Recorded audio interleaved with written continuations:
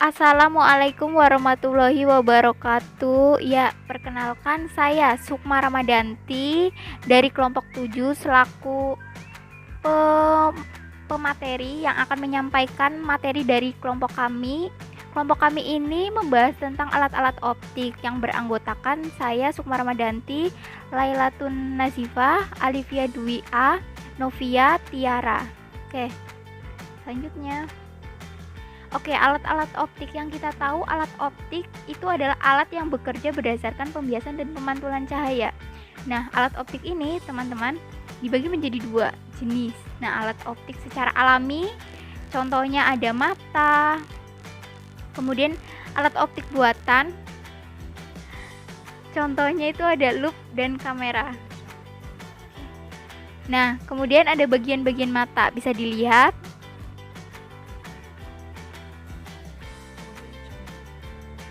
Kemudian mata ya, mata sendiri itu adalah organ yang bekerja dengan cara menerima, memfokuskan dan mentransmisikan cahaya melalui lensa untuk menghasilkan bayangan objek yang dilihat.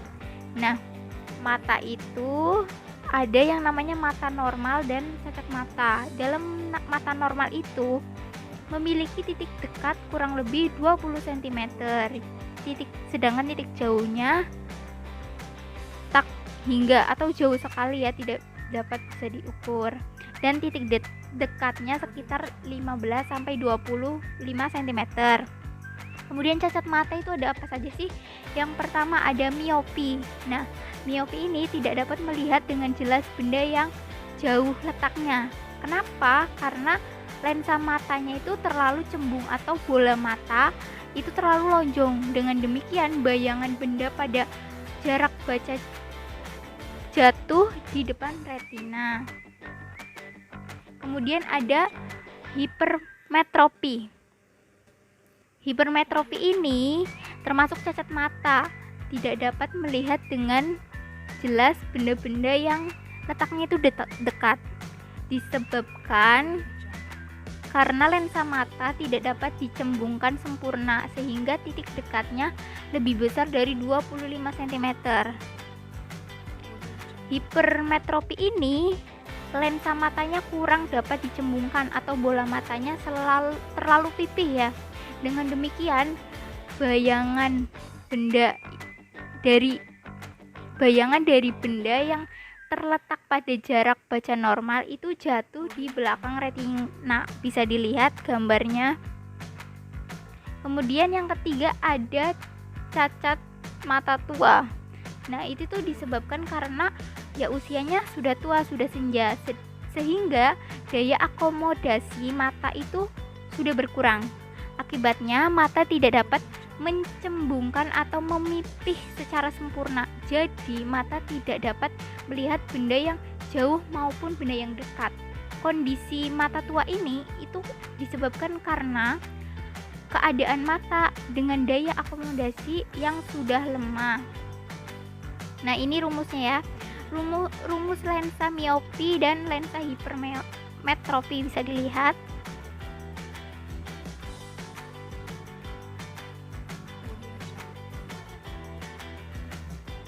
Oke, ke contoh soal. Jadi di sini ada contoh soal. Saya bacakan. Andi menggunakan lensa dengan kekuatan -1 dioptri. Berapakah titik jauh yang bisa Andi lihat? Nah, ini jawabannya, penyelesaiannya seperti berikut. Diketahui P-nya tadi -1, PR-nya yang ditanya dan dimasukkan rumus dengan diperoleh hasil 100 cm. Oke, jadi pada mata itu juga sangat berhubungan dekat dengan kamera. Nah, apa sih persamaan antara keduanya?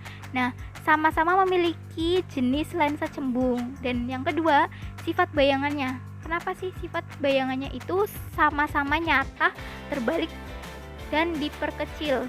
Kemudian selain persamaan juga terdapat perbedaan. Bisa dilihat, kamera itu bagian-bagiannya ada film yang sebagai tempat bayangan, sedangkan pada mata itu retina. Kemudian pada pengaturan cahaya pada kamera diafragma, kemudian pada mata iris. Kemudian jarak bayangannya itu mata tetap, sedangkan kamera berubah sesuai dengan jarak benda. Kemudian jarak fokusnya itu pada kamera tetap, tetapi pada mata itu berubah sesuai dengan jarak bendanya. Nah, pada alat optik ini ada juga yang namanya teropong. Apa sih teropong itu? Kita tahu ya, teropong itu fungsinya itu untuk melihat benda-benda yang jaraknya sangat jauh. Nah, fungsinya itu untuk mendekatkan benda ke mata kita. Nah, ada dua jenis nih teropong. Yang pertama ada yang namanya teropong bias dan teropong pantul. Teropong bias itu menggunakan lensa teropong pantul pada cermin. Ada beberapa contoh teropong pantul, yaitu teropong Newtonia, teropong bisa dilihat ya. Adapun teropong bias itu akan kita pelajari meliputi teropong bintang, teropong bumi dan periskop. Teropong bintang ini untuk mengamati benda-benda yang ada di langit seperti ya bintang, planet, dan asteroid. Nah, teropong bintang ini menggunakan dua lensa cembung sebagai lensa objektif dan yang lain sebagai lensa okuler. Jarak lensa objektif lebih panjang daripada jarak fokus lensa okuler, dengan FOB lebih besar daripada FOK. Kedua titik fokus tersebut berhimpit ya. Kemudian ada yang namanya teropong bumi. Ini tuh untuk melihat benda-benda di permukaan bumi. Teropong ini itu terdiri atas 3 jenis lensa cembung yang masing-masingnya itu berperan sebagai lensa objektif, lensa pembalik, dan lensa okuler.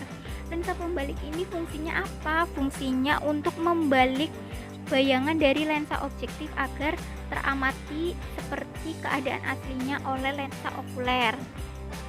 Kemudian periskop itu yang kita tahu biasanya ditemukan dalam kapal selam ya, untuk mengamati benda-benda di permukaan air. Periskop terdiri atas 2 lensa, yaitu cembung dan 2 prisma siku-siku. Kemudian ada loop. Loop ini fungsinya untuk memperbesar bayangan benda, ya digunakan untuk mengamati benda-benda yang sangat kecil ya, agar nampak lebih besar. Bayangan yang dibentuk oleh loop itu sifatnya maya, tegap, dan diperbesar. Kemampuan loop dalam memperbesar ukuran benda sangatlah terbatas, sebab loop itu tidak bisa digunakan untuk melihat benda-benda berukuran mikro seperti bakteri atau virus. Nah, bagian-bagian pada loop itu ada tangkai loop yang fungsinya sebagai pemegang, kemudian skru penghubung itu fungsinya untuk penghubungan antara tangkai loop dan kepala loop. Kemudian kepala loop itu bisa dilihat gambarnya, itu dipakai sebagai bingkai lensa cembung pada loop. Kemudian ada lensa cembung loop, itu fungsinya untuk memperbesar benda berukuran kecil agar tampak lebih besar. Manfaat loop dalam kehidupan sehari-hari bisa dilihat dari poin 1 sampai 5.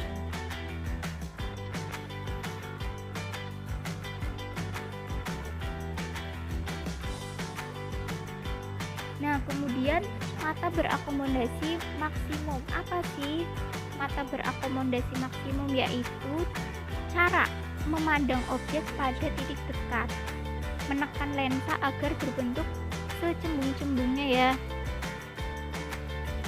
Pada penggunaan loop ini, dengan menggunakan mata berakomodasi maksimum, itu perlu diperhatikan. Apa tadi sih yang perlu diperhatikan? Yaitu bayangan yang dibentuk loop harus berada di titik dekat mata atau PP. Kemudian benda yang diamati harus diletakkan di antara titik fokus dan lensa. Kemudian kelemahannya itu ada mata cepat lelah, keuntungannya perbesaran bertambah atau maksimum. Sifat bayangan yang terbentuk itu ada maya, tegak, dan diperbesar. Pada mata berakomodasi maksimum itu bisa dilihat rumusnya, perbesaran atau M, perbesaran sudut itu rumusnya M sama dengan PP per F plus 1. F itu jarak fokus loop dalam meter ya. Kemudian mata tak berakomodasi itu cara memandang objek pada titik jauh. Nah, penggunaan ini tuh penggunaan loop dengan mata tak berakomodasi itu juga perlu diperhatikan. Apa saja sih? Loop harus membentuk bayangan di jauh tak hingga, kemudian benda yang dilihat harus diletakkan di titik fokus atau SO sama dengan F. Keuntungannya mata tidak cepat lelah, kerugiannya perbesaran berkurang atau minimum. Bisa dilihat rumusnya, perbesaran. Kemudian pada periskop tadi sudah disinggung sebelumnya, itu untuk mengamati objek dari posisi tersembunyi. Nah, fungsinya periskop sebagai alat untuk melihat ya,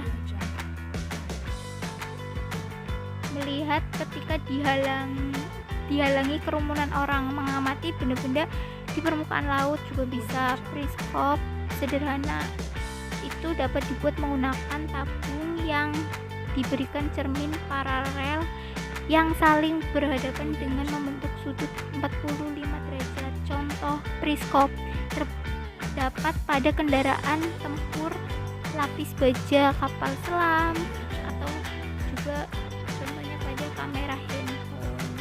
Nah, ini alat optik pada mikroskop, bisa dilihat gambarnya dan ada bagian-bagiannya. Dan pengertian mikroskop, kita tahu mikroskop itu suatu alat untuk melihat benda-benda yang relatif ukurannya kecil, bahkan tidak bisa dilihat secara langsung oleh mata telanjang. Nah, jenisnya itu ada yang namanya mikroskop cahaya dan elektron.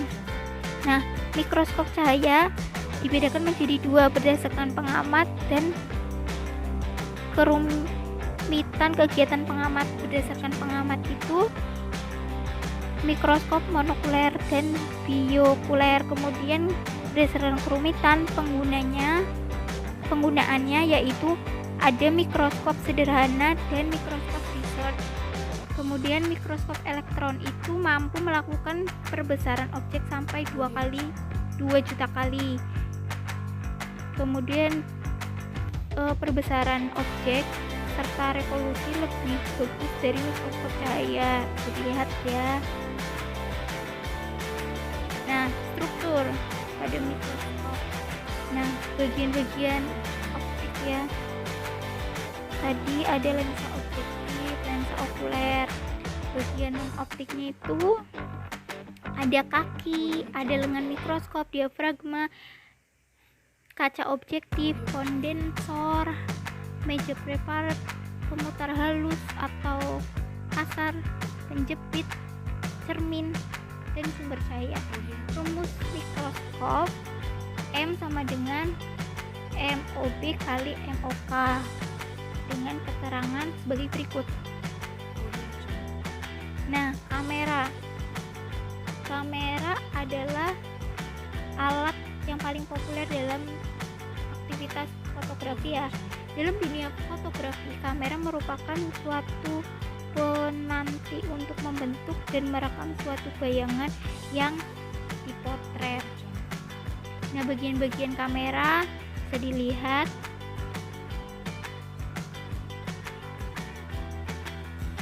Ada lensa positif, itu untuk membiaskan cahaya dan membentuk bayangan nyata terbalik dan diperkecil. Kemudian ada diafragma yang fungsinya untuk mengatur jumlah cahaya yang masuk ke dalam kamera dengan mengubah ukuran aperturnya. Kemudian film itu media yang menangkap bayangan nyata yang dibentuk oleh lensa. Jadi lensa penghubung positif itu terletak di depan kamera ya. Kemudian film, cahaya yang diterima, film membentuk cahaya nyata terbalik dan dikecil. dengan memfokuskan kamera dengan cara mengubah kedudukan lensa. Diafragma tadi untuk mengatur jumlah cahaya yang masuk pada kamera dengan cara mengubah ukuran celah diafragma. Jumlah cahaya yang masuk dapat diatur juga. Kemudian ada bagian dari kamera, ada prisma. Itu untuk digunakan membelokkan cahaya sehingga dapat berputar mengelilingi bagian dalam kamera. Kemudian ada penutup, itu komponen yang memungkinkan lewatnya cahaya melalui lensa dalam waktu singkat. Untuk hasil yang bagus dapat digeser maju mundur sehingga terbentuk bayangan yang jelas. Kemudian ada aperture, itu untuk mengatur besar kecil diafragma. Terima kasih.